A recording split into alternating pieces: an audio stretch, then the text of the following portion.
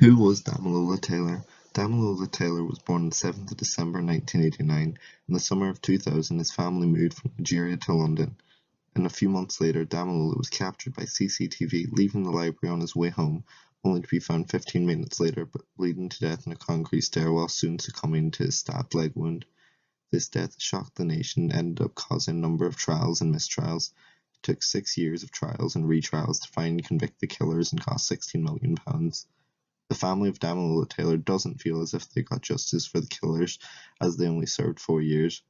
Two boys were convicted of manslaughter were well known to the police. After his death, the Damilola Taylor Trust was created to help youth stay in school.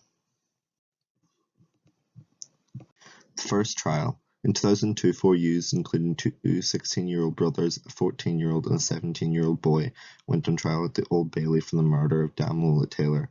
The judge ruled that the witness was unreliable as she was 14 and she was accused of lying for attention.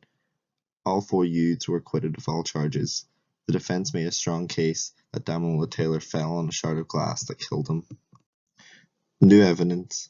There were many pieces of new evidence used throughout the trials, which was vital in the conviction of Damilola's killers. New DNA techniques were produced, which were used to find critical DNA evidence, which led to the conviction of 2 boys. The new restrictions on swapping and obtaining evidence also allowed police to obtain vital information on Damilola Taylor's death. Second trial. On the 23rd January 2006, Hassan Jihad and 2 brothers aged 17 and 18 appeared at the court as they faced charges of manslaughter. On the 3rd of April, Jihad was cleared of all charges. The jury could not reach the verdict on the 2 brothers, so the court decided on a retrial. The final trial. The 2 boys who were in the second trial, who cannot be named as they were underage, were named in the final trial as Danny and Ricky Preddy, who both turned 18 at the time. They were both well known to the police as they were involved in multiple robberies. The brothers were convicted for manslaughter and received 8 years in jail, but only served 4 before parole. How did they know it was the 2 brothers?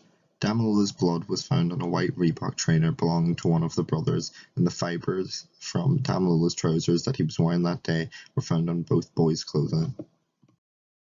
What should have been done? The 14-year-old witness should have been interviewed in a better and more professional way.